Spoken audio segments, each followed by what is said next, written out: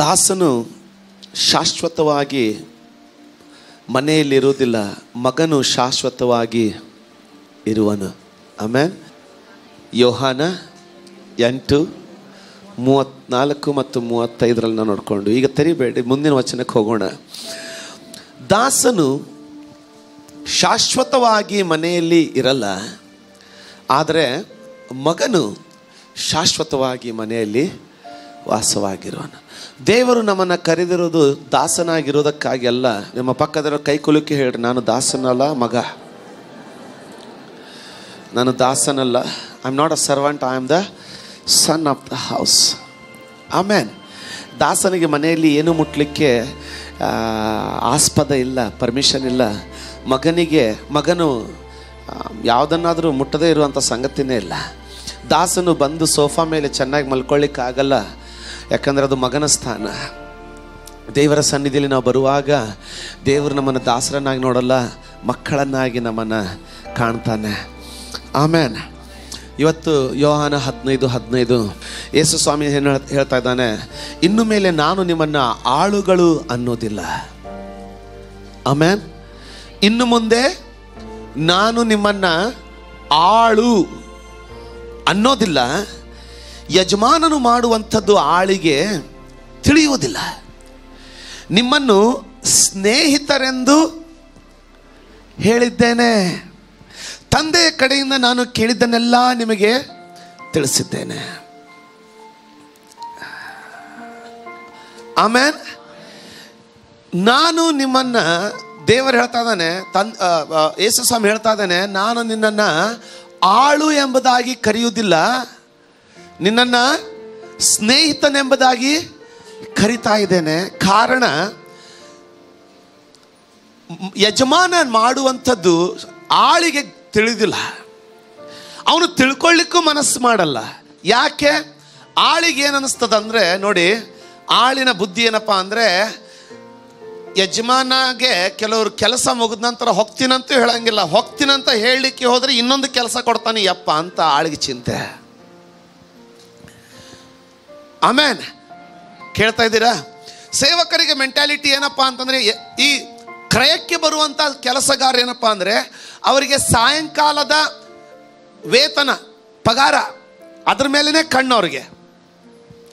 ಆದರೆ ಈಗ ಸೇವಕ ಅಂತ ಹೇಳುವಾಗ, ಕೆಲಸಗಾರನು ಅಂತ ಹೇಳುವಾಗ ತಿಂಗಳಿಗೆ ಪಗಾರ ತಗೊಳ್ಳೋರು ಇವರು. ತಿಂಗಳು ಮುಗಿದ ನಂತರ ಪಗಾರ ಅಥವಾ ವೇತನ, ತಮ್ಮ ವೇತನವನ್ನು ತಿಂಗಳು ಮುಗಿದ ನಂತರ ಇವರು ವೇತನ ತಗೊಳ್ಳೋರು. ಇವ್ರದ್ದೆಲ್ಲ ಚಿಂತೆ ಏನಪ್ಪ ಅಂದರೆ, ತಿಂಗಳು ಯಾವಾಗ ಮುಗಿಯುತ್ತೆ, ಹೊಸ ತಿಂಗಳು ಯಾವಾಗ ಪ್ರಾರಂಭ ಆಗುತ್ತೆ ಅನ್ನೋ ಟೆನ್ಷನಲ್ಲಿ ಇರ್ತಾರೆ ಅವರು. ಕಡೆಯ ವಾರದಲ್ಲಿ ಎಲ್ಲ ಬತ್ತಿ ಹೋಗ್ತಾ ಇರ್ತದೆ, ಹಿಂಗೆ ಮೊದಲನೇ ತಾರೀಕು ಯಾವಾಗ ಬರ್ತದೋ ಅಂತ ಕಾಯ್ಕೊಂಡಿರ್ತಾರೆ. ಇವ್ರು ನೋಡಿ, ಪ್ರತಿದಿನ ಕ್ರಯದ ಮೇಲೆ ಕೆಲಸ ಮಾಡೋನು ಸಾಯಂಕಾಲ ವೇತನ ಸಿಗೋದ್ರಿಂದ ರಜಾ ಹಾಕಲ್ಲ. ಆದರೆ ಈ ತಿಂಗಳಿಗೆ ಒಂದು ಸಾರಿ ವೇತನ ತಗೊಳ್ಳೋರು ನೋಡ್ರಿ, ಎಷ್ಟು ರಜೆ ಆಗ್ತದೋ ಎಲ್ಲ ರಜೆ ಹಾಕ್ಕೊಳ್ಳಿಕ್ಕೆ ನೋಡ್ತಾರೆ. CL ಹಾಕ್ತಾರೆ, ಕ್ಯಾಶುವಲ್ ಲೀವ್ ಹಾಕ್ತಾರೆ, ಸಿಕ್ ಲೀವ್ ಹಾಕ್ತಾರೆ. ಯಾಕೆ ಎಷ್ಟಾಗುತ್ತೋ ಅಷ್ಟೆಲ್ಲ ಲೀವ್ಗಳನ್ನು. ಕೆಲವರು ಹಿಂಗೆ ಸ್ವಲ್ಪ ನಗ್ತಾ ಇದ್ದಾರೆ, ಇನ್ನು ಕೆಲವರು ಏನು ನಗ್ತಾ ಇಲ್ಲ. ಕೆಲವ್ರಿಗೆ ನಮ್ಮ ಬಗ್ಗೆನೇ ಹೇಳ್ತಾ ಇದ್ದಾರೆ ಅನ್ನಿಸ್ತದೆ. ಯಾಕಪ್ಪ ಅಂದರೆ, ಅವ್ರಿಗೇನು ಚಿಂತೆ ಅಂದರೆ, ನಮ್ಮ ಆರ್ಗನೈಸೇಷನ್ ಎಷ್ಟು ಮೇಲೆ ಬರ್ತದೋ ಅವ್ರಿಗೆ ಚಿಂತೆ ಇಲ್ಲ, ನನಗೆ ಬೇಕಾ ಮುಂದೆ ಪಗಾರ. ಅವ್ರ ಟೆನ್ಷನ್ ಒಂದೇನು, ವೇತನ, ಪ್ರಮೋಷನ್, ಅಷ್ಟು ಬಿಟ್ಟರೆ ಬೇರೆ ಟೆನ್ಷನ್ ಇರಲ್ಲ ಅವ್ರಿಗೆ. ಕಂಪ್ನಿ ಮುಂದೆ ಬರಲಿ ಬರದೇ ಇರಲಿ, ಅದು ಸೇವಕರ ಮನೋವೃತ್ತಿ. ಅದಕ್ಕೆ ದೇವರು ಇಲ್ಲಿ ನಮ್ಮನ್ನು ಇನ್ನು ಮುಂದೆ ನಾನು ನಿನ್ನನ್ನು ಸೇವಕನಂತ ಕರೆಯೋದಿಲ್ಲ ಅಂತ ಹೇಳ್ತಾ ಇದ್ದಾನೆ. ಯಾಕಪ್ಪ ಅಂದರೆ, ಕೆಲವೊಂದು ಪಾಸ್ಟರ್ಗಳಿಗೆ ದೇವ್ರ ರಾಜ್ಯ ಹೆಂಗೆ ಬೆಳೀತದೆ ಚಿಂತೆ ಇಲ್ಲ, ನಾನು ಹೊಟ್ಟೆ ಬೆಳೆದ್ರೆ ಸಾಕಂತ ಚಿಂತೆ. ಇನ್ನು ಕೆಲವು ವಿಶ್ವಾಸಿಗಳಿಗೆ ಏನಂತಂದರೆ, ದೇವರ ರಾಜ್ಯವನ್ನು ತಮ್ಮದಾಗಿ ಅಂದುಕೊಳ್ಳದೆ, ನಾನು ಮಗ ಅಂತ ಅಂದುಕೊಳ್ಳದೆ, ಸಭೆ ಆಗಲಿ ದೇವರ ರಾಜ್ಯ ಬೆಳೆಯೋದಕ್ಕಾಗಿ ಯಾವುದೇ ರೀತಿ ಪರಿಶ್ರಮ ಪಡೋದಕ್ಕೆ ಮನಸ್ಸು ಮಾಡ್ದೇ, ಅವ್ರ ಚಿಂತೆ ಬರೀ ವೇತನದ ಮೇಲೆ. ನನ್ನ ಕುಟುಂಬಕ್ಕೆ ಆಶೀರ್ವಾದ ಆಗಬೇಕು, ಸಭೆ ಹಾಳಾಗೋಗ್ಲಿ, ದೇವರಾಜ್ಯ ಹೆಂಗೆ ಬೆಳೀತದೋ ನನಗೆ ಗೊತ್ತಿಲ್ಲ, ನನ್ನ ಬಿಸ್ನೆಸ್ ಬೆಳಿಬೇಕು, ನನ್ನ ಮಕ್ಕಳು ಬೆಳಿಬೇಕು, ನನಗೆ ಒಳ್ಳೇದಾಗಬೇಕು, ನನಗೆ ಚೆನ್ನಾಗಾಗಬೇಕು. ಎಲ್ಲ ಧ್ಯಾನ ಎಲ್ಲಿರ್ತದೆ? ವೇತನದ ಮೇಲಿರ್ತದೆ. ಆದರೆ ಗೆಳೆಯನ ಹಾಗಲ್ಲ. ಯೇಸು ಸ್ವಾಮಿ ಗೆಳೆಯನಂತ ಕರೆಯುವಾಗ ಇಲ್ಲಿ ಅತಿ ಸುಂದರವಾದಂಥ ಕೆಲವೊಂದು ಸಂಗತಿಗಳನ್ನು ಇದನ್ನು ನಾವು ಕಂಡುಕೊಳ್ಳಲಿಕ್ಕಿದ್ದೇವೆ. ನಾನು ನಂಬ್ತೀನಿ ದೇವರ ಆತ್ಮನು ನನಗೆ ಸಹಾಯ ಮಾಡಲಿಕ್ಕಿದ್ದಾನೆ, ದೇವರ ಆತ್ಮನು ಮಾತನಾಡಲಿಕ್ಕಿದ್ದಾನೆ ಎಂದಾಗ ನಿಮ್ಮಲ್ಲಿ ಎಷ್ಟು ಜನರಿಗೆ ಗೆಳೆಯರಿದ್ದಾರ? ಗೆಳೆಯರು ಗೆಳತಿಯರು ಇರೋರು. ಆಮೇಲೆ ಅಂತ ಸ್ನೇಹಿತರ ಬಗ್ಗೆ ಮಾತಾಡಲ್ಲ. ನಮ್ಮ ಸ್ನೇಹಿತರು ಎಂಥವ್ರು ಅಂದರೆ ಕ್ಯಾಂಟೀನಿಗೆ ಕರ್ಕೊಂಡು ತಾವು ಹೋಗ್ತಾರೆ, ಬಿಲ್ಲನ್ನು ನಮ್ಮ ಮುಂದೆ ದುಗಿಸ್ತಾರೆ. ನಾನು ಅಂಥ ಸ್ನೇಹಿತರ ಬಗ್ಗೆ ಮಾತಾಡ್ತಾ ಇಲ್ಲ. ನಾನು ಏಸು ಅಂಥ ಸ್ನೇಹಿತನ ಅಲ್ವೇ ಅಲ್ಲ. ನಾನೇನಾದರೂ ಹೊಸದು ತಗೊಂಡ್ರೆ ಹೊಟ್ಟೆ ಬಿದ್ದು ಉರಿದು ನನ್ನ ವಿರುದ್ಧವಾಗಿ ಹೆಸರು ಕೆಡಿಸುವಂಥ ಸ್ನೇಹಿತರ ಬಗ್ಗೆ ನಾನು ಮಾತಾಡ್ತಾ ಇಲ್ಲ. ಬೈಬಲ್ಲು ಸತ್ಯವೇ ಇದೆ. ನಾನು ನಿಮ್ಮನ್ನು ಇನ್ನೂ ಸೇವಕರಂತ ಕರೆಯೋಲ್ಲ, ಆದರೆ ಸ್ನೇಹಿತರೆಂಬುದಾಗಿ ಕರಿತೀನಂತ ಹೇಳುವಾಗ ಹೊಟ್ಟೆ ಕಿಚ್ಚು ಪಡುವಂಥ ಸ್ನೇಹಿತರಂತಲ್ಲ, ಹೆಸರನ್ನು ಕೆಡಿಸುವಂಥ ಸ್ನೇಹಿತರಲ್ಲ. ನನ್ನ ಯೇಸು ಅಂಥದ್ದೇನೂ ಅಲ್ಲ. ಪ್ರಾಣವನ್ನೇ ಕೊಡಲಿಕ್ಕೆ ಸಿದ್ಧವಾಗಿರುವಂಥ ಸ್ನೇಹಿತರ ಬಗ್ಗೆ ಆತನು ಮಾತಾಡ್ತಾ ಇದ್ದಾನೆ. ಆಮೇಲೆ ಪ್ರಾಣವನ್ನೇ ಕೊಡಲಿಕ್ಕೆ ಸಿದ್ಧವಾಗಿರುವಂಥ ಸ್ನೇಹಿತರ ಬಗ್ಗೆ ಆತನು ಮಾತಾಡ್ತಾ ಇದ್ದಾನೆ. ನಾನು ನಿಮ್ಮನ್ನ ಎಂಥ ಸ್ನೇಹಿತ ನೋಡ್ರಿ. ಇವನಿಗೆ ಸ್ನೇಹಿತರು ಅಂದ್ರೆ ಹೆಂಗಿರ್ತಾರೆ? ಏನೋ ನಮ್ಮ ಮಕ್ಕಳಿಗೆ ಒಂದು ವೇಳೆ ಅವರು ರೂಮಲ್ಲಿ ಹೋಗಿ ಅದ್ದಿ ಗುನು ಗುನು ಗುನು ಗುನು ಮಾತಾಡ್ತಾ ಇದ್ರೆ, ಅಥವಾ ಈ ಅಪ್ಪ ಬೈಕ್ ತೊಗೊಂಡೋಗಿ ಅಲ್ಲಿ ಗಿಡದ ಮುಂದೆ ಮಾತಾಡ್ತಾ ಇದ್ರೆ ನನ್ನ ಮಗ, ನಿಮಗೆ ಅನಿಸ್ತದೆ, ನಿಮ್ಗೆ ಗೊತ್ತಾಗ್ತದೆ ಈ ನನ್ನ ಮಗ ಡೆಫಿನೆಟ್ಲಿ ಫ್ರೆಂಡ್ಸ್ ಜೊತೆಗೇ ಮಾತಾಡ್ತಾ ಇದ್ದಾನೆ. ನೀವು ಕರಿತಾ ಇರ್ತೀರ, ಲೋ ಬಾರೋ, ಎಷ್ಟೇ ಫೋನ್ ಮಾಡಿರಿ ಎಂಗೇಜ್ ಬರ್ತಾರೆ ಮಾಡಿದ್ರೆ ಬೀಸಿದ್ದೀನಿ ಆಮೇಲೆ ಬರ್ತೀನಿ. ಯಾಕೆ? ಸ್ನೇಹಿತ, ಫ್ರೆಂಡ್. ನಡುರಾತ್ರಿಯಲ್ಲಿ ತನ್ನ ತಾಯಿ ಕರೆ ಬಂದರೆ, ನಡುರಾತ್ರಿಯಲ್ಲಿ ತಾಯಿ ಕರೆ ಬಂದರೆ ಹಿಂಗೆ ನೋಡಿ ಹಾಸ್ಟೆಲಲ್ಲಿರುವಂಥ ಮಗ ಹಿಂಗೆ ನೋಡಿ ಬೆಳಿಗ್ಗೆ ಮಾಡ್ತೇನೆ ಅಂತ ಇಡ್ತಾನೆ. ಅದೇ ಫ್ರೆಂಡ್ದು ಬಂದರೆ ತ್ರಾಸಾದ್ರೂ ಚಿಂತಲ್ಲ, ಏನಾತ್ಲೇ ಅಂತ ಕೇಳ್ತವನೆ ಅಲ್ವಾ? ಅಂತ ಸ್ನೇಹಿತ. ಎಂಥ ಸ್ನೇಹಿತ ಅಂತಂದ್ರೆ ತನ್ನ ಬಗ್ಗೆ ಚಿಂತೆ ಮಾಡದೆ ಮಕ್ಕಳು ಪಾಪಿ ಅನ್ನೋದನ್ನ ಕಂಡು ನಿಮಗೋಸ್ಕರ ಪರಲೋಕವನ್ನೇ ಬಿಟ್ಟು ಬಂದ ಅವನಿಗೋಸ್ಕರ ಎಂಥ ಸ್ನೇಹಿತರು ನೋಡ್ರಿ. ನಿಮ್ಮನ್ನ ಸ್ನೇಹಿತರಂತ ಕರಿತಾ ಇದ್ದಾನೆ. ಅಂತ ಸ್ನೇಹಿತನಿಗಾಗಿ ನಿಮ್ಮ ಬಳಿ 1 ಗಂಟೆ ಇಲ್ಲ. ದಿವಸದಲ್ಲಿ 1 ಗಂಟೆ ಅಂತ ಸ್ನೇಹಿತನಿಗಾಗಿ ನಮಗೆ ತೆಗಿಲಿಕ್ಕಿಲ್ಲ. ಅವನು ಕೊಚ್ಕೊಂಡು ಹೇಳ್ತಾ ಇದ್ದಾನೆ, ಅಯ್ಯ ಇಂದಿನಿಂದ ನಾನು ನಿನ್ನ ಸೇವಕನಂತ ಕರೆಯಲ್ಲಪ್ಪೋ, ನೀನು ನನ್ನ ಸ್ನೇಹಿತ ಅಂತ ಅವನು ಎದೆ ಬಡ್ಕೊಂಡು ಹೇಳ್ತಾ ಇದ್ರೆ ನಾವಿದೀವಿ ನೋಡ್ರಿ ಗೆಳೆಯರು. ಅಂತ ಸ್ನೇಹಿತನಿಗಾಗಿ ನಮ್ಮ ಹತ್ರ 1 ತಾಸಿಲ್ಲ, 1 ಗಂಟೆ ಇಲ್ಲ ನಮಗೆ. ನಮ್ಮ ಮಕ್ಕಳು ನೋಡ್ರಿ, ಸ್ನೇಹಿತರು ಬಂದ್ರೆ ಊಟದ ಪ್ಲೇಟ್ ಬಿಟ್ಟು ಓಡೋಗ್ತಾರೆ. ನಾವಿದೀವಿ ಸ್ನೇಹಿತರು ಆತನಿಗೆ 1 ಊಟ ಬಿಡಲ್ಲ ಅವನಿಗೋಸ್ಕರ. ನಮ್ಮ ಮಕ್ಕಳು ಸ್ನೇಹಿತರು ನೋಡ್ರಿ, ಸ್ನೇಹಿತರು ಬಂದ್ರೆ ಸ್ಟಡಿ ಬಿಟ್ಟು ಓಡೋಗ್ತಾರೆ. ನಾವಿದ್ದೀವಿ ಸ್ನೇಹಿತರು ಕರ್ತನಿಗೆ. ಇನ್ನು ಮುಂದೆ ನಾನು ನಿನ್ನ ಸ್ನೇಹಿತ, ನಿನ್ನ ಸೇವಕ ಅಂತ ಕರೆಯಲ್ಲ, ಸ್ನೇಹಿತ ಅಂತ ಕರಿತೀನಿ ಅಂತ ಆತನು 2000 ವರ್ಷದ ಹಿಂದೆ ಎದೆ ಬಡ್ಕೊಂಡು ರಾಜಾದಿ ರಾಜನು, ಕರ್ತರ ಕರ್ತ, ಆತನ ಪಕ್ಕದಲ್ಲಿ ನಿಂತುಕೊಳ್ಳುವಂತ ಕೆರೂಬಿಯರಿಗಿದ್ದಂತ ರೂಪದಲ್ಲಿ 4 ಅಲ್ಲ, ಮಿಲ್ಲಿ ಏನಂತ ಮೈಕ್ರೋ ಮಿಲಿಯಷ್ಟು ಸುಂದರತೆ ನನ್ನ ಬಳಿ ಒಬ್ಬರಿಗಿಲ್ಲ. ಆ ದೇವದೂತರಲ್ಲಿ ಒಬ್ಬನಿಗೆ ನೀನು ನನ್ನ ಸ್ನೇಹಿತ ಅಂತ ಹೇಳೋದನ್ನ ಬಿಟ್ಬಿಟ್ಟು ನಾಳೆ ಮಣ್ಣು ಸೇರ್ಲಿಕ್ಕಿರುವಂತ ಈ ಶರೀರನ ಹೊತ್ತುಕೊಳ್ಳುವಂತ ನಮ್ಮಂಥವರಿಗೆ ನಿಮ್ಮನ್ನ ನಾನು ಸೇವಕರಂತ ಕರೆಯೋದಿಲ್ಲ, ನಿಮ್ಮನ್ನ ನಾನು ನನ್ನ ಸ್ನೇಹಿತರೆಂಬುದಾಗಿ ಕರಿತೀನಂತ ಹೇಳಿದ್ರೆ ನಾವಿದ್ದೀವಿ ಸ್ನೇಹಿತರು. ನಮ್ಮ ಸ್ನೇಹಿತರು ವಾಟ್ಸಪ್ ಬಂದ್ರೆ ತಾಯಿ ಕಳಿಸಿರುವಂಥ ವಾಟ್ಸಪ್ ಅನ್ನ ಬದಿಗಿಟ್ಬಿಟ್ಟು ನಮ್ಮ ಮಕ್ಕಳು ಮೊದಲು ತಮ್ಮ ಫೇವರೇಟ್ ಗ್ರೂಪ್, ಫ್ರೆಂಡ್ಸ್ ಗ್ರೂಪಿನ ಎಲ್ಲ ಮೆಸೇಜ್ ಮುಗಿದ ನಂತರ ಅಪ್ಪನ ತೆಗಿತಾರೆ. ನಾವಿದೀವಿ ಫ್ರೆಂಡ್ಸ್ ತಂದೆಗೆ. ಆತನಿಗೋಸ್ಕರ 66 ಜನ ಚಾಟ್ ಮಾಡಿರುವಂಥ ವಾಟ್ಸಪ್ ಇದು. 66 ಪುಸ್ತಕಗಳನ್ನ ಚಾಟಿಂಗ್ ಮಾಡಿರುವಂತ, ನೀವು ಅದರಲ್ಲಿ ಒಬ್ಬನೇ ಅವನು ಚಾಟ್ ಮಾಡ್ತಾನೆ, ಮೋಶೆ ಅಂತ ಅವನು ಹಾಕ್ತಾನೆ ತನ್ನ ಪುಸ್ತಕದಲ್ಲಿ, ನನ್ನ ಡು ಯು ನೋ ಟುಡೇ, ಗೊತ್ತಾ ಇವತ್ತು ದೇವ್ರು ನನಗೆ ಹೇಳ್ದ, ಶಾಂತನಾಗಿ ನಿಂತುಕೊಂಡು ಯೆಹೋವನ ರಕ್ಷಣೆಯನ್ನ ನೋಡು. ಈ ಚಾಟಿಂಗ್ ಬೇಡ ನಮಗೆ, ನಾವು ಫ್ರೆಂಡ್ಸ್.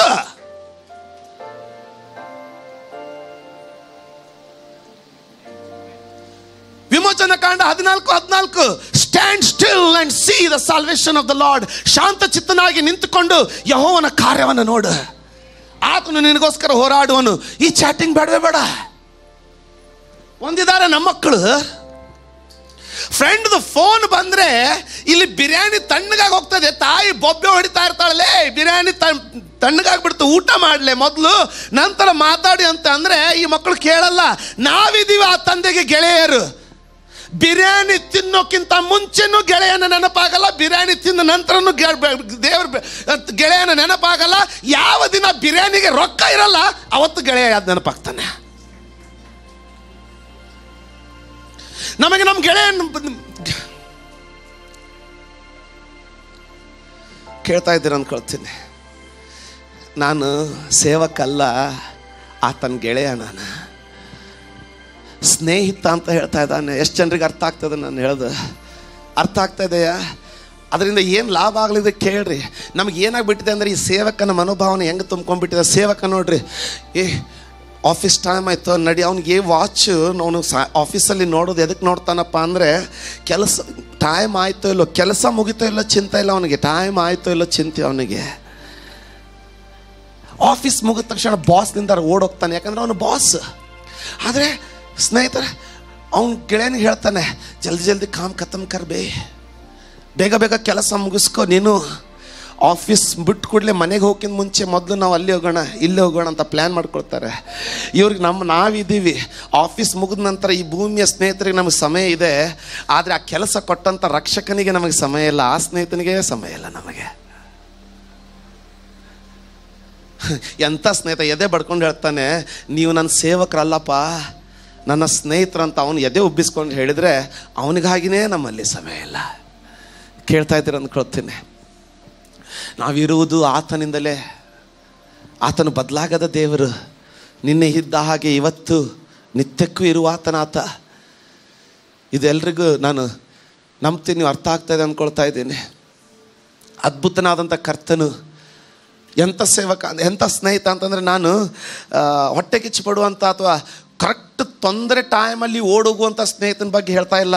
ಕರೆಕ್ಟ್ ತೊಂದರೆ ಟೈಮಲ್ಲಿ ಫೋನ್ ಮಾಡಿದಾಗ ಕೈಯಲ್ಲಿರೋದನ್ನು ಬಿಟ್ಟು ಓಡಿ ಬರುವಂಥ ಸ್ನೇಹಿತನ ಬಗ್ಗೆ ಮಾತಾಡ್ತಾ ಇದ್ದೀನಿ. ನಾನು ಮಾತಾಡ್ತಾ ಇರುವಂಥ ಸ್ನೇಹಿತ ಕೇಳ್ತಾ ಇದ್ದೀರ ಅಂದ್ಕೊಳ್ತೇನೆ. ಆಮೇನ್ ಆಮೇನ್. ಯೋಹಾನ 15:15 ಇನ್ನೊಂದು ಸಾರಿ ಸ್ವಲ್ಪ ಓದಿ ನೋಡಿ, ಏನು ಹೇಳ್ತಾ ಇದೆ? ಇನ್ನು ಮೇಲೆ ನಾನು ನಿಮ್ಮನ್ನು ಆಳುಗಳು ಅನ್ನುವುದಿಲ್ಲ, ಇನ್ನು ಮೇಲೆ ನಾನು ನಿಮ್ಮನ್ನು ಆಳುಗಳು ಅನ್ನುವುದಿಲ್ಲ, ಯಜಮಾನನು ಮಾಡುವಂಥದ್ದು ಆಳಿಗೆ ತಿಳಿಯುವುದಿಲ್ಲ. ಯಾಕಂದರೆ ಆಳು ಬೇಗನೆ ತಪ್ಪಿಸ್ಕೊಂಡು ಓಡಬೇಕಂತ ಮಾಡ್ತಾ ಇರ್ತಾನೆ, ಗೆಳೆಯ ಕೊನೆವರೆಗೂ ಇರ್ತಾನೆ. ಕೆಲವೊಂದು ಅತಿ ಸೂಕ್ಷ್ಮವಾದಂಥ ಕೆಲವು ಸಂಗತಿಗಳನ್ನು ಗೆಳೆಯನ ಬಗ್ಗೆ ನಾನು ಹೇಳ್ಕೊಳ್ತೀನಿ. ಯಾಕಪ್ಪ ಅಂತಂದರೆ ಅನುಭವದಿಂದ ಕಲ್ತಿರೋದು, ಬರೀ ಓದಿ ತಿಳ್ಕೊಂಡಿರೋದಲ್ಲ, ಬೈಬಲ್ ಸ್ಕೂಲಲ್ಲಿ ಓದಿರೋದು ಮಾತ್ರ ಅಲ್ಲ, ಅದು ಅನುಭವದಿಂದ ತಿಳ್ಕೊಂಡಿರೋಂಥ ಕೆಲವೊಂದು ಸಂಗತಿಗಳನ್ನು ಹೇಳ್ತೀನಿ, ಕೇಳ್ರಿ. ಕೇಳ್ತಾ ಇದ್ದೀರ ಅಂದ್ಕೊಳ್ತೀನಿ. ಸ್ನೇಹಿತ ನೋಡಿ ಹೆಂಗೆ, ಆಳಿನ ಪರಿಸ್ಥಿತಿಗೂ ಸ್ನೇಹಿತನ ಪರಿಸ್ಥಿತಿಗೂ ವ್ಯತ್ಯಾಸ ನೋಡ್ಕೊಳ್ಳಿ ಇವತ್ತು ದಯವಿಟ್ಟು. ಹಳೆ ಒಡಂಬಡಿಕೆಯಲ್ಲಿ ಆತನು ಯಜಮಾನ, ಅವಾಗ ಎಲ್ಲರ ಆಳು. ಹೊಸ ಒಡಂಬಡಿಕೆಯಲ್ಲಿ ನೋಡಿ ಎಷ್ಟು ಚೆನ್ನಾಗಿ ಹೇಳ್ತಾ ಇದ್ದಾನೆ. ಒಂದು ದಿನ ಯಜಮಾನ ಬಂದಂತೆ. ಯಜಮಾನನ ಬಂದರೆ ಅಲ್ಲಿ ಗಿಡವನ್ನೆಲ್ಲ, ತೋಟವನ್ನೆಲ್ಲ ನೋಡೋದ ಮತ್ತಾಯನ ಬರೆದ ಸುವಾರ್ತೆಯಲ್ಲಿ ನಾವು ನೋಡ್ಕೊಳ್ತೀವಿ. ತೋಟವನ್ನೆಲ್ಲ ನೋಡ್ತಾ ಅದ್ರ ಮಧ್ಯದಲ್ಲಿ ಒಂದು ಗಿಡವಂತೆ. ಆ ಗಿಡದಲ್ಲಿ 2 ವರ್ಷ ಅದು ಹಚ್ಚಿದಾಗಿನಿಂದ ಫಲನೇ ಕೊಟ್ಟಿಲ್ವಂತೆ ಆ ಗಿಡ. ಯಜಮಾನನೇ ಹೇಳ್ತಾನೆ, ಏನು ಹೇಳ್ತಾನೆ ನೋಡ್ರಿ. ಅರ್ಥ ಮಾಡ್ಕೊಳ್ಳಿ, ಯೇಸು ಸ್ವಾಮಿ ಯಾಕೆ ಗೆಳೆಯರನ್ನಾಗಿ ಮಾಡ್ಕೊಳ್ತಾ ಇದ್ದಾನೆ ನೋಡಿ. ದೇವರು ಇಲ್ಲಿ ವಾಕ್ಯ ಹೇಳ್ತಾ ಇದೆ, ಯಜಮಾನನು ಹೇಳಿದಂತೆ ಆ ಕೆಲಸಗಾರನಿಗೆ, ಸೇವಕನಿಗೆ, ಈ ಮರ ಭೂಮಿಯ ಆಸರೆಯನ್ನ, ಭೂಮಿಯ ತೇವಾಂಶನ ನಾಶ ಮಾಡೋದು ಎದಕ್ಕೆ, ಇದು ಹಣ್ಣು ಕೊಡ್ತಾ ಇಲ್ಲ, ಇದನ್ನು ಕಟ್ ಮಾಡಿಬಿಡು ಅಂತ ಹೇಳಿದರೆ, ಕೇಳ್ತಾ ಇದ್ದೀರಾ, ಆ ಕೆಲಸ ಮಾಡೋನು ಹೇಳ್ತಾನಂತೆ, ಆ ಕೆಲಸಗಾರನಿಗೆ ಆ ಮರದ ಜೊತೆಗೆ ಸ್ನೇಹಿತ, ಆ ಮರಕ್ಕೆ ಆತನ ಮಮತೆ. ಯಜಮಾನನಿಗೆ ಆ ಮಮತೆ ಇರೋದಿಲ್ಲ. ಯಾವ ಯಜಮಾನ ಸೇವಕನಿಗೆ ಕರುಣೆ ತೋರಿಸ್ತಾನೆ ಹೇಳಿ? ಯಜಮಾನ ಯಾವುದಾದ್ರು ಸೇವಕ ತಪ್ಪಿದ್ರೆ, ಇವನನ್ನು ಇಟ್ಕೊಂಡಿದ್ದೆ ನನಗೆ ವೇಸ್ಟ್ ಆಯ್ತು, ಬರೀ ಲಾಸ್ ಮಾಡ್ತಾನಂತ ಒದ್ದು ಹೊರಗೆ ಹಾಕ್ಬಿಡ್ತಾನೆ. ಆಮೇನ್, ಅದು ಯಜಮಾನ. ಆದರೆ ಸ್ನೇಹಿತ, ಇರ್ಲಿ ಬಿಡು, ನನ್ನ ಫ್ರೆಂಡ್ ಅಲ್ಲ. ಅಪ್ಪ ಒದರಾಡ್ತಾ ಇರ್ತಾನೆ, ನಿನ್ನ ಫ್ರೆಂಡ್ಸ್ ಎಲ್ಲ ಬರೀ ಹಾಳೆ ಹತ್ತಿರೋದು, ಎಲ್ಲ ಹತ್ತಿ ಬಿತ್ತಾರೆ ಆಗಿದ್ದಾರೆ ಅಂತ ಹೇಳಿದರೆ ಅವನು ಏನು ಮಾಡಿದ್ರೆ ಚಿಂತಲ್ಲ, ಫ್ರೆಂಡ್ಶಿಪ್ ಮಾತ್ರ ಬಿಡಲ್ಲ. ಅಪ್ಪನ ಬಿಡ್ತಾನೆ, ಫ್ರೆಂಡ್ಶಿಪ್ ಬಿಡಲ್ಲ. ಆದರೆ ಇವನು ಒಳ್ಳೆ ಸ್ನೇಹಿತ. ಇವನು ಹೇಳ್ತಾ ಇದ್ದಾನೆ ನೋಡಿ, ಒಳ್ಳೆ ಸ್ನೇಹಿತ ಕೆಟ್ಟವರ ಜೊತೆಗೆ ತಾನು ಕೆಟ್ಟ ಹೋಗಲ್ಲ. ಒಳ್ಳೆ ಸ್ನೇಹಿತ ತಂದೆಗೆ ಭರವಸೆ ಕೊಡ್ತಾನೆ, ಪಾಪ ನಾನು ಅವನು ಬಿಟ್ರೆ, ಅಪ್ಪ ಅವನನ್ನು ನಾನು ಬಿಟ್ರೆ ಇನ್ನೂ ಹಾಳಾಗ್ತಾನೀತ, ನಾನು ಅವನನ್ನು ಬದಲಾಯಿಸ್ತೀನಂತ. ಯೇಸು ಸ್ವಾಮಿ ಬಂದಿದ್ದು ಪಾಪಿಗಳೊಡನೆ ಸೇರ್ಕೊಂಡ್ಬಿಟ್ಟು ತಾನು ಪಾಪಿಯ ಆಗಿ ಹೋಗ್ಲಿಕ್ಕಲ್ಲ. ಅವನು ತಂದೆಗೆ ಹೇಳಿ ಬಂದ, ನಾನು ಪಾಪಿಗಳ ಮಧ್ಯದಲ್ಲಿ ಹೋಗ್ತಾ ಇದ್ದೀನಿ, ಆದರೆ ನನಗೆ ಭರವಸೆ ಇದೆ, ಈ ಮರ ಅದು ಬಂಜೆ ಮರ ಆಗದೆ ಈಗ ಅದು ಫಲ ಕೊಡ್ಲಿಕ್ಕೆ ಪ್ರಾರಂಭ ಆಗುತ್ತೆ. ನಾನು ಅವರ ಹಾಗೆ ಆಗಲ್ಲ. ಆದ ಕಾರಣ ಎಲ್ಲ ವಿಷಯದಲ್ಲಿ ನಮ್ಮ ಹಾಗೆ ಪರಿಶೋಧಿಸಲ್ಪಟ್ಟರು ಆ ಸ್ನೇಹದ ನಿಮಿತ್ತವಾಗಿ. ಯಾಕೆಂತಂದ್ರೆ ಆ ಸ್ನೇಹವನ್ನು ಕಾಯ್ಕೊಳ್ಬೇಕಂದ್ರೆ ಅವನು ಪಾಪಿ ಆಗ್ಲಿಕ್ಕೆ ಬರಲ್ಲ. ತನ್ನನ್ನು ತಾನು ಕಾದುಕೊಂಡು ನಮ್ಮವರಂತೆ ಒಬ್ಬನಾಗದೆ ನಮ್ಮನ್ನ ತಮ್ಮಂತೆ ಮಾಡ್ಬಿಟ್ಟ. ಒಳ್ಳೆ ಸ್ನೇಹಿತ ಕುಡುಕನಾಗಿದ್ದುಕೊಂಡು ಬೇರೆಯವನನ್ನ ಕುಡುಕನಾಗಿ ಮಾಡಲ್ಲ. ಒಳ್ಳೆ ಸ್ನೇಹಿತ ಕುಡುಕ ಆಗಿದ್ರು ಚಿಂತೆ ಅಲ್ಲ, ಆತನನ್ನ ಕುಡುಕತನದಿಂದ ಬಿಡಿಸಿ ಅವನನ್ನ ಮೇಲೆ ತರ್ತಾನೆ. ಎಷ್ಟು ಜನ ಕೇಳ್ತಾ ಇದ್ದೀರಾ? ಈತ ಮಾಡಿದ್ದು ಅದನ್ನೇ. ಏನ್ ಮಾಡ್ತಾ ಇದ್ದಾನೆ? ಬಂದು ನಮ್ಮ ಹಾಗೆ ಪಾಪಿ ಆಗದೆ ಪಾಪಿಗಳಾದಂತ ನಮ್ಮನ್ನ ತನ್ನ ಸ್ವರೂಪಕ್ಕೆ ಬದಲಾಯಿಸ್ತಾ ಇದ್ದಾನೆ. ಒಳ್ಳೆ ಸ್ನೇಹಿತ ಕೇಳ್ತಾ ಇದ್ದೀರ ಅಂದ್ಕೊಳ್ತೀನಿ. ಅಂತ ಸ್ನೇಹಿತನೇ ಇಲ್ಲ. ಎಷ್ಟರ ಮಟ್ಟಿಗೆ ಅಂದರೆ ಇವತ್ತು ನಮಗೆ ಆತನಿಗೆ ಕೊಡಲಿಕ್ಕೆ 1 ಗಂಟೆ ಇಲ್ಲ.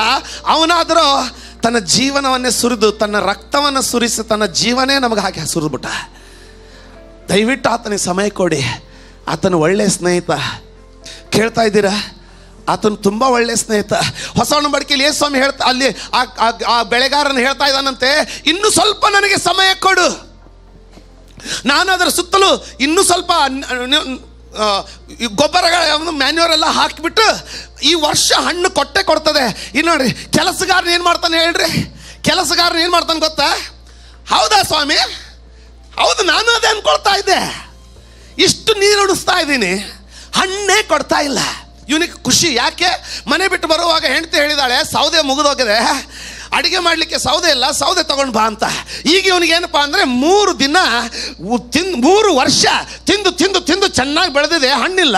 ಕೊಡ್ದುಬಿಟ್ರೆ ಒಳ್ಳೆ ಸೌದೆ ಆಗುತ್ತೆ. ಇಡೀ ವರ್ಷ ನನ್ನ ಹೆಂಡ್ತಿ ನನ್ನ ಜೀವ ತಿನ್ನಲ್ಲ, ಚೆನ್ನಾಗಿ ಉಳ್ಕೊಳ್ತೀನಿ. ಇದು ಯಾರ ಲೆಕ್ಕ? ಸೇವಕನ ಲೆಕ್ಕ. ಆದರೆ ಗೆಳೆಯನ ಲೆಕ್ಕ ಏನಪ್ಪ ಅಂದರೆ, ನಾನು ಇದನ್ನು ಚಿಕ್ಕಂದಿನಿಂದ ಬೆಳೆಸಿದ್ದೀನಿ, ಕೂಡಿ ಆಟ ಆಡಿದ್ದೀವಿ, ಇದ್ರ ನೆರಳಲ್ಲಿ ನಾನು ಆಟ ಆಡಿದ್ದೀನಿ, ಇದಕ್ಕೆ ಹಗ್ಗ ಕಟ್ಟಿ ನಾನು ಜೋರಕಾಲಿ ಆಡಿದ್ದೀನಿ, ಇದನ್ನು ಕಡ್ದು ಆಡಲಿಕ್ಕೆ ನನ್ನ ಮನಸ್ಸಾಗಲ್ಲ, ಯಾಕೆಂದರೆ ಇದು ನನ್ನ ಸ್ನೇಹಿತ ಆಗಿಬಿಟ್ಟಿದೆ. ನನಗೆ ಇನ್ನೂ 1 ವರ್ಷ ಸಮಯ ಕೊಡು, ಇದ್ರ ಸುತ್ತಲೂ ತೆಗಿತೀನಿ, ಸ್ವಲ್ಪ ಗೊಬ್ಬರ ಹಾಕ್ತೀನಿ, ನನಗೆ ಗ್ಯಾರಂಟಿ ಇದೆ ಈ ವರ್ಷದ ಹಣ್ಣು ಕೊಡ್ತದೆ. ಒಬ್ಬ ಸ್ನೇಹಿತರಿಗೆ ನಿರೀಕ್ಷೆ ಇರ್ತದೆ. ಅದೇ ಹಳೆ ಒಡಂಬಡಿಕೆಯಲ್ಲಿ ನೋಡ್ರಿ, ಎಲಿಯನು ಅದಕ್ಕೆ ಕೂದಲೇ ಇಲ್ಲ. ಎಲಿಯನಿಗೆ ಆತನು ಬೆಟ್ಟ ಹತ್ತಿ ಹೋಗ್ತಾ ಇದ್ರೆ ಚಿಕ್ಕ ಚಿಕ್ಕ ಮಕ್ಕಳು ಬಂದ್ರಂತೆ.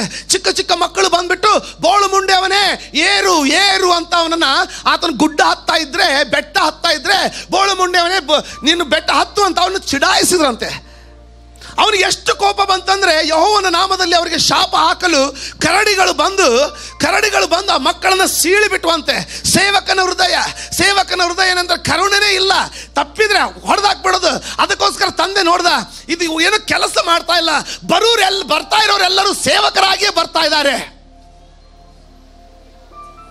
ಹಳೆ ಒಡಂಬಡಿಕೆಯಲ್ಲಿ ಅವರು ಎಷ್ಟೇ ಶ್ರೇಷ್ಠ ಕಾರ್ಯಗಳನ್ನು ಮಾಡಿದ್ರು ಚಿಂತೆ ಇಲ್ಲ, ಬರುವವರೆಲ್ಲರೂ ಸೇವಕರಾಗಿಯೇ ಬರ್ತಾ ಇದ್ದಾರೆ. ಈತನಿಗೆ ಕೋಪ ಬಂದದ್ರಿಂದ ನನ್ನ ನಾಮದಲ್ಲಿ ಮಕ್ಕಳನ್ನ ಸಾಯಿಸ್ಬಿಟ್ಟ ಅಂತ ಹೇಳಿ ಗೆಳೆಯನಾಗಿ ಬಂದ. ನೋಡ್ರಿ, ಗೆಳೆಯನಾಗಿ ಬಂದಾಗ ಅದೇ ಮಕ್ಕಳು ಬಂದು, ಅಂಥದೇ ಮಕ್ಕಳು ಬಂದು, ಅಂಥದೇ ಚಿಕ್ಕ ಮಕ್ಕಳು ಬಂದು ಆತನ ಅಂಗಿ ಜಗ್ತವ್ರೆ, ಆತನ ಗಡ್ಡ ಜಗ್ತವ್ರೆ. ಯೇಸು ಸ್ವಾಮಿ ಶಿಷ್ಯರು ಕೋಪಗೊಂಡು ಅವ್ರನ್ನ ತೆಗಿಲಿಕ್ಕೆ ನೋಡಿದ್ರೆ ಅವ್ರು ಹೇಳ್ತಾರೆ, ಬಿಡ್ರಿ, ಚಿಕ್ಕ ಮಕ್ಕಳನ್ನ ನನ್ನ ಹತ್ತಿರಕ್ಕೆ ಬರಗೊಡ್ರಿ. ಎಲ್ಲಿಯೇನು ಹೇಳ್ತಾ ಇದ್ದಾನೆ? ಸೀಳಿ ಹಾಕ್ರಿ. ಯಜಮಾನ್, ನೀ ನೋಡು, ಎಲ್ಲಿವರೆಗೂ ಸೇವಕನಾಗಿರ್ತೀಯೋ ಅಲ್ಲಿವರೆಗೂ ತಂದೆಯ ಸ್ನೇಹವನ್ನು ಅರ್ಥಕೊಳ್ಳಿಕ್ಕೆ ನಿನ್ನಿಂದ ಆಗಲ್ಲ. ಆದರೆ ತಂದೆ ಮಗನಾದಂಥ ಕುಮಾರನಾದಂಥ ಯೇಸು ಸ್ವಾಮಿ ಮಗನಾಗಿ ಬಂದಿದ್ದಾನೆ, ಹೇಳ್ತಾ ಇದ್ದಾನೆ, ಬಿಡಿ. ಮಕ್ಕಳೇನು ಮಾಡ್ತಾರೆ? ಎತ್ಕೊಂಡು ನೋಡಿ, ಮಕ್ಕಳನ್ನ ಎತ್ಕೊಂಡ್ರೆ ಏನು ಮಾಡ್ತಾರೆ? ನಿಮ್ಮ ಮೀಸೆ ಹಿಂಗೆ ಮಾಡ್ತಾವ್ರೆ. ನಾನು ಯಾರು ಮಕ್ಕಳು ಹೋದ್ರೆ ಅವ್ರಿಗೆ ಅಟ್ರಾಕ್ಷನ್ ಅಂದರೆ ಎಲ್ಲ ಕೈ ಮೇಲೆ ಜಗ್ತಾ ಇರ್ತವೆ, ನೂಸ್ತದೆ, ತಲೆ ಶಾಪ ಹಾಕೊಂಡು. ಯೇಸ್ವಾಮಿ ಏನು ಹೇಳ್ತಾ ಇದ್ದಾನೆ?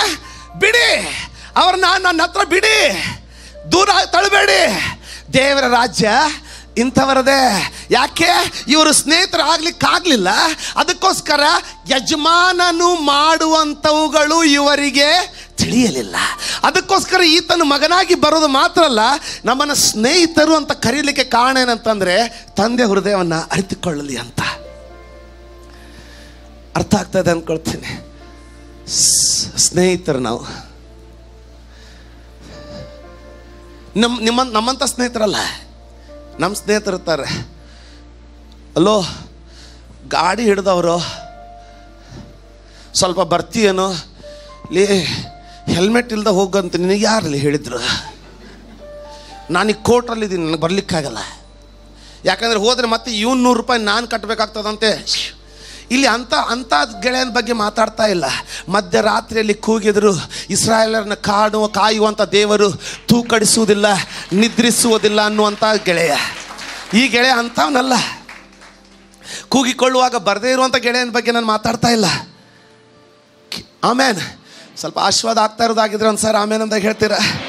ನಮ್ಮ ಮನೆಗೆ ಒಬ್ರು ಬರ್ತಾರೆ ಕೆಲಸ ಮಾಡಲಿಕ್ಕೆ, ಕೆಲಸಕ್ಕೆ ಬರ್ತಾರೆ ನಮ್ಮ ಮನೆಗೂ ಒಬ್ರು. ಅವ್ರಿಗೆ ನಮ್ಮ ತಾಯಿ ಕೆಲಸ ಮುಗಿದ ಮೇಲೆ ಸ್ಪೆಷಲಿ ಬೆಳಗಾಲದಲ್ಲಿ ಬಂದ ತಕ್ಷಣ ಅವ್ರಿಗೆ ಟೀ ಕೊಡ್ತಾರೆ. ಅವ್ರಿಗೆ ಹೇಳ್ತಾರೆ, ಕಾಶಮ್ಮ ಮೇಲೆ ಕುತ್ಕೊಂಡು ಟೀ ಕುಡಿ. ಕಾಶಮ್ಮ ಮೇಲೆ ಕುತ್ಕೊಂಡು ಕುಡಿಯಲ್ಲ, ಅಲ್ಲೇ ಕೆಳಗಡೆ ಕುತ್ಕೊಂಡು ಕುಡಿಯೋದು. ಮತ್ತೊಮ್ಮೆ ಹೇಳ್ರಿ, ಯವ್ವ ಮೇಲೆ ಕುತ್ಕೊಂಡು ಕುಡಿ. ಇಲ್ಲ ಯವ್ವ, ಬ್ಯಾಡ್ರಿ ಯವ್ವ, ನಾನಿಲ್ಲೇ. ನಾವು ದೇವ್ರ ಕಡೆ ಬರ್ತೀವಿ ಕೆಲವೊಂದು ಸಾರಿ. ಒಂದು ಸೇವಕನ ಮನೋಭಾವನ ಎಷ್ಟು ತುಂಬ್ಕೊಂಡು ಬಿಟ್ಟಿದೆ ಅಂದರೆ, ಅದೇ ಗೆಳೆಯ ಹೆಂಗೆ ಕೇಳ್ತಾನೆ ಹೇಳ್ರಿ. ನಾನೇ ನಮ್ಮ ಫ್ರೆಂಡ್ ಮನೆಗೆ ಬಂದರೆ ಟೀ ಕೊಟ್ಟರೆ ನೇರವಾಗಿ ಡೈನಿಂಗ್ ಟೇಬಲ್ಗೆ ಹೋಗ್ಬಿಟ್ಟು ಚೇರ್ ಜಕ್ಕೊಂಡು, ಮತ್ತೇನಂತೀಯ? ಚಾ ನನ್ನ ಮನೆ, ನನ್ನ ಡೈನಿಂಗ್ ಟೇಬಲು, ನನ್ನ ಚೇರು, ನಂದು ಚಾಯ್, ಮತ್ತೆ ಎಲ್ಲ ಹೆಂಗೆ ನಡೆದತ್ತೆ ಅಂತ ನನಗೆ ಕೇಳ್ತಾವನೆ. ಅವನು ಫ್ರೆಂಡ್. ವ್ಯತ್ಯಾಸ ಅರ್ಥ ಆಗ್ತದೆ. ನಾವು ಹೋಗ್ತೀವಿ ದೇವ್ರ ಸನ್ನಿಧಿಯಲ್ಲಿ, ಮೊದಲೇದಾಗ ಏನಂತ ಸೈತಾನ್ ಇಷ್ಟು ಮನಸ್ಸನ್ನು ಕುಂಟ ಮಾಡಿಬಿಡ್ತಾನಂತಂದ್ರೆ ನಾನು ಯೋಗ್ಯನಲ್ಲ. ನೀನು ಯೋಗ್ಯ ಅಲ್ಲ ಅಂದರೆ ಯೇಸು ಸ್ವಾಮಿ ನಿನ್ನನ್ನು ಸ್ನೇಹಿತ ಅಂತ ಕರೀಲಿಕ್ಕೆ ತಲೆ ಕೆಟ್ಟಿದೆಯಾ? ಯಾವ ಯೋಗ್ಯತನದಿಂದ ನಾವು ಆಶೀರ್ವಾದ ಹೊಂದಿದ್ದೀವಿ ಹೇಳಿ? ಆತನ ಯೋಗ್ಯತನದಿಂದ ನಮಗೆ ಆಶೀರ್ವಾದ ಸಿಕ್ಕಿರೋದು, ನಮ್ಮ ಯೋಗ್ಯತನದಿಂದ ಅಲ್ಲ. ಯಾರಾದ್ರೂ ನಂಬೋರಿದ್ರೆ ಇದನ್ನು ದೇವರು ಮಾತನಾಡ್ದಿಂದ ನನ್ನ ಪ್ರಾರ್ಥನೆ ಧಾಟಿನೂ ಬದಲಾಗಿಬಿಟ್ಟಿದೆ. ಆಮೇನ್. ಸ್ನೇಹಿತನ ಜೊತೆಗೆ ಏನು ಬಂದು ಒಂದು ವೇಳೆ ನಾವು ಈಗ ನಮ್ಮ ಕಾಶ್ಯಮಕ್ಕೆ ನೋಡ್ರಿ, ಅರ್ಧ ತಾಸು ಬಟ್ಟೆ ಒಗೆದ್ರು, ಕ್ಲೀನ್ ಮಾಡಿದ್ರು, ಯವ್ವ ಒಂದು ಕಪ್ ಚಹಾ ಕೊಡ್ತೀನವ ಅಂತ ಕೇಳಕ್ಕೆ 10 ಸಲ ಯೋಚನೆ ಮಾಡ್ತಾಳವಳು. ಯಾಕೆ? ಕೆಲಸದವಳು. ಫ್ರೆಂಡ್, ನೀವು ಒಂದು ವೇಳೆ ನಿಮ್ಮ ಮನೆಗೆ ಬಂದು ಒಂದು ಅರ್ಧ ಗಂಟೆ ಮಾತಾಡಿದ ನಂತರ ನೀವೇನು ಕೊಡಲಿಲ್ಲ ಅಂದ್ರಲ್ಲಿ, ಏನು ಅರ್ಧ ಗಂಟೆ ಆಯ್ತು ಬಂದು ಒಂದು ಟೀನು ಕೇಳ್ತಾ ಇಲ್ಲಲ್ವೋ ಅಂತ ದಬಾಯಿಸ್ತಾನೆ. ಯೇಸು ಸ್ವಾಮಿ ಒಂದು ಸಾರಿ ಈ ಹಳೆ ಒಡಂಬಡಿಕೆಯಲ್ಲಿ ಅದೇ ರೀತಿ ಇತ್ತು. ಯಜ್ಞ ಅರ್ಪಿಸ್ಬೇಕು, ದೇವರನ್ನು ಮೆಚ್ಚಿಸ್ಬೇಕು, ಏನು ಮಾಡಿದ್ರು ಆಗ್ತಾ ಇಲ್ಲ, ಪರಿಪೂರ್ಣ ಜೀವಿಸ್ಲಿಕ್ಕೆ ಆಗ್ತಾ ಇಲ್ಲ. ಅದಕ್ಕೆ ಈ ಗೆಳೆಯನಾದ ಕೇಳ್ರಿ, ಈ ಪಾಯಿಂಟನ್ನು ಮಾತ್ರ ತಪ್ಪಿಸ್ಕೊಳ್ಬೇಡ್ರಿ, ದಯವಿಟ್ಟು ಈ ಪಾಯಿಂಟನ್ನು ತಪ್ಪಿಸ್ಕೊಳ್ಬೇಡ್ರಿ, ಕೇಳ್ರಿ. ಈ ಗೆಳೆಯ ಬಂದ್ಬಿಟ್ಟು ಹೇಳ್ತಾ ಇದ್ದಾನೆ, ಆತನ ನಿಮ್ಮನ್ನು ನಾನೇನು ಸೇವಕರಂತ ಕರೆಯಲ್ಲ, ನಿಮ್ಮನ್ನು ನಾನು ಸ್ನೇಹಿತರಂತ ಕರಿತೀನಿ, ನಿಮ್ಮನ್ನು ನಾನೀಗ ಗೆಳೆಯರಂತ ಕರಿತೀನಿ. ಕಾರಣ ಕೇಳ್ರಿ, ಹೇಳ್ತೀನಿ. ಯಾಕೆಂದ್ರೆ ನಾನು ತಂದೆ ಬಳಿಗೆ ಹೋಗ್ತಾ ಇದ್ದೀನಿ. ತಂದೆಗೆ ಹೇಳಿದಂತೆ ಈ ಸ್ನೇಹಿತ, ಅಪ್ಪ ಹೊಸ ಒಡಂಬಡಿಕೆಯಲ್ಲಿ ನೋಡ್ರಿ ಹೇಳ್ತಾ ಇದ್ದಾನೆ, ತನ್ನ ಶಿಷ್ಯರಿಗೆ ಹೇಳ್ತಾ ಇದ್ದಾನೆ, ಅಲ್ಲಿ ಹೋಗಿ ಅಪ್ಪನಿಗೆ ಹೇಳ್ತಾ ಇದ್ದಾನೆ, ಅಪ್ಪ ನಾನು ಇಷ್ಟು ದಿನ ಕೆಲವರು ಪ್ರಾರ್ಥನೆ ಮಾಡ್ಲಿಕ್ಕೆ ಬರ್ತಾ ಇದ್ದಾರೆ, ಅವರು ಬೇರೆ ಯಾರು ಅಲ್ಲ, ನನ್ನ ಸ್ನೇಹಿತರು, ದಯವಿಟ್ಟು ನೀನು ಮಾತ್ರ ಅದನ್ನು ನೆಗ್ಲೆಕ್ಟ್ ಮಾಡಬೇಡ. ಯಾಕಪ್ಪ ಅಂದರೆ ಸ್ವಲ್ಪ ನನ್ನ ಸ್ನೇಹಿತರು ಬರ್ತಾ ಇದ್ದಾರೆ. ಆ ಒಂದು ಆತನು ಹೇಳೋ ರೀತಿ ನೋಡ್ರಿ. ಇವ್ರಿಗೆ ಹೇಳ್ತಾ ಇದ್ದಾನೆ, ಯಾವುದೇ ವಾಯ ಇಲ್ಲ, ಅಲ್ಲಿಂದ ಬಾ ಇಲ್ಲಿಂದ ಬಾ, ಅಬ್ರಹಾಮನ ಹೆಸರು ಹೇಳ್ಕೊಂಡು ಬಾ, ಮರಿಯಳ ಹೆಸರು ಹೇಳ್ಕೊಂಡು ಬಾ, ಇಲ್ಲ. ನೇರವಾಗಿ ಹೇಳ್ತಾ ಇದ್ದಾನೆ, ಯಾವನಾದರೂ ನನ್ನ ಹೆಸರಿನಲ್ಲಿ ತಂದೆಯನ್ನ ಕೇಳೋದಾಗಿದ್ರೆ ತಂದೆಯು ಅವನಿಗೆ ಉತ್ತರವನ್ನ ದಯಪಾಲಿಸುವನು. ಕಾರಣ ತಂದೆಗೆ ಹೇಳ್ತಾ ಇದ್ದಾನೆ, ಇನ್ನು ನಿನ್ನ ಬೇಡಲಿಕ್ಕೆ ಸೇವಕರುಗಳು ಬರ್ತಾ ಇಲ್ಲ, ನಾನು ಕೆಲವೊಂದು ಸ್ನೇಹಿತರನ್ನ ಮಾಡ್ಕೊಂಡಿದ್ದೀನಿ, ಅವರು ಸ್ನೇಹಿತರು, ಅವರು ಈಗ ನನ್ನ ಹೆಸರಲ್ಲಿ ನಿನ್ನಲ್ಲಿ ಪ್ರಾರ್ಥಿಸುವುದಾದ್ರೆ, ತಂದೆ ಯೇಸುವಿನ ಹೆಸರಲ್ಲಿ ಪ್ರಾರ್ಥಿಸುವುದಾಗಿದ್ರೆ ನೀನು ದಯವಿಟ್ಟು ಕೇಳಲೇಬೇಕಪ್ಪ. ಯಾಕಂತಂದ್ರೆ ನಾನು ಸೇವಕತ್ವವನ್ನ, ನಾನು ದಾಸತ್ವವನ್ನ ತೆಗೆದು ಬಿಟ್ಟು ಈಗ ನಿನ್ನ ರಾಜ್ಯದಲ್ಲಿ ಸ್ನೇಹಿತರನ್ನ ಸೇರಿಸ್ತಾ ಇದ್ದೀನಿ. ಈಗ ನೀನು ಅವರ ಪ್ರಾರ್ಥನೆಗೆ ಕಿವಿಗೊಡ್ಲೇತಕ್ಕದ್ದು. ಹಳೆ ಒಡಂಬಡಿಕೆಯಲ್ಲಿ ಎಲ್ಲರಿಗೂ ನೀನು ಕಿವಿ ಕೊಡ್ಲಿಲ್ಲ, ಯಾಕಂದ್ರೆ ಎಲ್ಲರೂ ದಾಸರಾಗಿದ್ರು, ಕೆಲವರಿಗೆ ಮಾತ್ರ ಕಿವಿಗೊಟ್ಟೆ. ಆದ್ರೆ ಈಗ ಯಾರ್ಯಾರು ನನ್ನ ಹೆಸರಿನಲ್ಲಿ ತಂದೆಯನ್ನ ಬೇಡಿಕೊಳ್ಳುವರೋ, ಯಾರ್ಯಾರು ನನ್ನ ಹೆಸರಿನಲ್ಲಿ ತಂದೆಯನ್ನ ಬೇಡಿಕೊಳ್ಳುವರೋ ತಂದೆಯವರಿಗೆ ಉತ್ತರವನ್ನು ಕೊಡುವನು. ಯಾಕಪ್ಪ ಅಂದ್ರೆ ನಾವು ನಮ್ಮ ಮನೇಲಿ ಹೇಳೋಗ್ತೀವಿ, ವಯಸ್ಸಾದಂಥ ಅಮ್ಮ ಇದ್ರೆ, ಅಮ್ಮ ಮಲ್ಕೊಂಡು ಬಿಡಬೇಡ, ನನ್ನ ಫ್ರೆಂಡ್ ಬರ್ತಾವನೆ 1 ಗಂಟೆಗೆ, ಅವನಿಗೆ ಬ್ಯಾಟ್ ಕೊಟ್ಟು ಕಳಿಸು. ಈ ಅಮ್ಮ ಒಂದು ಬ್ಯಾಟ್ ಕೊಡಲಿಕ್ಕೆ ಪಾಪ ಮುದಿ ಹೆಂಗಸು ಮಧ್ಯಾಹ್ನದ ನಿದ್ದೆ ಬಿಟ್ಟು ಮೊಮ್ಮಗನ ಪ್ರೀತಿಯಿಂದ ಕಾಯ್ಕೋತ ಕೂತ್ಕೊಳ್ತಾಳೆ. ಮನುಷ್ಯರಲ್ಲಿ ಒಬ್ಬರಾದ ನೀವು ನಿಮ್ಮ ಮಕ್ಕಳಿಗೆ ಇಷ್ಟ ಮಾಡೋದಾದರೆ ಅವನು ತನ್ನ ಸಿಂಹಾಸನವನ್ನು ಬಿಟ್ಟು ನಮ್ಮನ್ನು ಸ್ನೇಹಿತರನ್ನಾಗಿ ಮಾಡಿಕೊಂಡ. ಆತನ ಎಷ್ಟು ಹೆಚ್ಚಾಗಿ ಕೊಡಬಾರ್ದು. 11th ಓದುವಾಗ 18 years, 17.5 and 18 years ಇರುವಾಗ, ಆವಾಗ ಕೈಯಲ್ಲಿ ದುಡ್ಡು ಇರ್ತಾ ಇರಲಿಲ್ಲ. ಚೈನಿ ಅಂತ ದೂರಿನ ಮಾತು. ಒಂದು ಸಾರಿ ಏನು ಮಾಡಿದ್ರಪ್ಪ ಅಂದರೆ, ಕಾಲೇಜಲ್ಲಿ ಎಲ್ಲರೂ ನಮ್ಮ ಲೆಕ್ಚರರ್ ಹೇಳಿದ್ರು, ನಾವು ಗೋವಾಗೆ ಹೋಗೋಣ ಪಿಕ್ನಿಕ್ಕಿಗೆ. ಬೆಳಿಗ್ಗೆ ಹೋಗಿ ಸಾಯಂಕಾಲ ಬರೆದು ಗೋವಾ ಅಂದ ತಕ್ಷಣ ಕುಣಿದ್ವಿ. ಎಲ್ರಿಗೂ ಖುಷಿ ಆಯ್ತು, ಕಾಂಟ್ರಿಬ್ಯೂಷನ್ ಕೊಟ್ವಿ. ಬಸ್ ಹತ್ತಿದ್ವಿ. ಬಸ್ ಹತ್ತುವಾಗ ನೋಡ್ಬೇಕು, ಬಸ್ಸಲ್ಲಿ ಯಾರು ಇರಲಿಲ್ಲ, ಬರೀ ಮಂಗಗಳು. ಮನುಷ್ಯರೇ ಎಲ್ಲ ಬರೀ ಮಂಗಗಳು. ಯಾಕೆ? 18 ವಯಸ್ಸು. ಕುಣಿದಾಡ್ತಾ ಇದ್ದಾರೆ, ಚೀರಾಡ್ತಾ ಇದ್ದಾರೆ, ವಿಸಿಲ್ ಆಗ್ತಾ ಇದ್ದಾರೆ. ನಾನು ನಿಮ್ಗೊಂದು ಪ್ರಶ್ನೆ ಕೇಳ್ತೀನಿ, ಯಾಕೆ? ಬಸ್ಸಲ್ಲಿರೋರು ಎಲ್ಲರೂ ಯಾರು? ಫ್ರೆಂಡ್ಸ್. ಒಬ್ಬನು ಇನ್ನೊಬ್ಬನಿಗೆ ಕೂದಲಿಗೆ ತಿಂದಿರೋ ಚುಯಿಂಗಮ್ ಹಚ್ತವನೆ, ಇನ್ನೊಬ್ಬನು ಅದನ್ನು ಶಾಪ ಹಾಕ್ತಾನೆ, ಮೂರನೇವನು ಅದನ್ನು ಹೆಂಗೆ ತಕ್ಕೊಳ್ಬೋದು ಅಂತ ಹೇಳ್ತಾನೆ. ಮಾಡಿಲ್ವ ಇದೆಲ್ಲ? ಅಂಥದ್ರಲ್ಲಿ ವಿಚಾರ ಮಾಡಿರಿ. ಅಂಥದ್ರಲ್ಲಿ ಪ್ರಿನ್ಸಿಪಲ್ ಒಳಗೆ ಬಂದುಬಿಟ್ರೆ, ಅಂಥದ್ರಲ್ಲಿ ನಮ್ಮಪ್ಪ ಒಳಗಡೆ ಬಂದುಬಿಟ್ರೆ ಏನು ಮಾಡ್ತೀವಿ? ಮಂಗಗಳು ಸಟ್ಟಂತ ಸಂತರಾಗ್ಬಿಡ್ತಾರೆ. ಎಷ್ಟೋ ಸಾರಿ ಪ್ರಾರ್ಥನೆ ಜೊತೆಗೆ ನಾವು ಮಾಡೋದು ಅದನ್ನೇ. ಪ್ರಾರ್ಥನೆ ಬಂದ ತಕ್ಷಣ ಏನೋ ದೇವರು ಸ್ಪೆಷಲ್ ಕ್ಯಾಟಗರಿ ಅಂತ ಒಂದು ಸ್ಪೆಷಲ್ ರೂಪ ಧರಿಸ್ಕೊಳ್ತೀವಿ. ಹೊರಗಡೆ ಆ ರೂಪ ಇರಲ್ಲ. ಅಂದರೆ ಅಲ್ಲಿ ಅವ್ನು ನೋಡ್ಲಿಲ್ವಾ? ಅಲ್ಲಿಲ್ವಾ? ನೋಡಿದನ್ರಿ. ಕ್ಲಾಸಲ್ಲಿ ಫ್ರೆಂಡ್ ಇದ್ದ, ಸಾಲಿಡ್ ಹ್ಯಾಫ್ಟಿ, ನನಗಿಂತ ಒಂದು ಫೀಟ್ ಇನ್ನೂ ಉದ್ದ ಇದ್ದ, ನನಗಿಂತ ಸಾಲಿಡ್ ಇದ್ದ. ಅವನು 4 ಮಂದಿನ ಒಮ್ಮೆ ಎತ್ತಬಹುದು, ಆ ರೀತಿ ಹಟ್ಟ ಸಾಲಿಡ್ ಇದ್ದ. ಅವನಿಗೇನೋ ಹುಬ್ಬಳ್ಳಿಯಿಂದ ಬರ್ತಾ ಇದ್ದ, ಅವನು ಟ್ರಾವೆಲಿಂಗ್ ಮಾಡ್ತಾ ಇದ್ದ. ಏನೋ ನನ್ನ ನೋಡಿದ್ರೆ ಏನು ಮಮತೇನೋ ಗೊತ್ತಿಲ್ಲ, ಒಂದು ಒಳ್ಳೆ ಫ್ರೆಂಡ್ ಅವನು ನನಗೆ. ಮತ್ತು ಅಂಥ ಫ್ರೆಂಡ್ ತುಂಬ ಲಾಭದಾಯಕ, ಯಾರು ಹತ್ರ ಬರಲ್ಲ. ಯಾವ ಬೀಚಿಗೆ ಹೋಗಿದ್ವಂತೂ ನೆನಪಿಲ್ಲ. ಒಂದು ಯಾವುದೋ ಬೀಚ್ ಹತ್ರ ಹೋಗಿ ಮುಂದೆ ಗಾಡಿ ನಿಲ್ಲಿಸಿದ್ರು.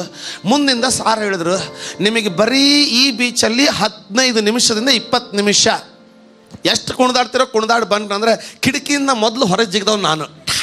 ಬಾಗಿಲು ಖಾಲಿ ಆಗೋವರೆಗೂ ಪುರುಸೊತ್ತಿಲ್ಲ, ಸಮಯ ಇಲ್ಲ. ಅಯ್ಯೋ ಬರೀ 15 ನಿಮಿಷ ಸಮುದ್ರ, ವಾವ್, ಸೋ ಎಕ್ಸೈಟೆಡ್.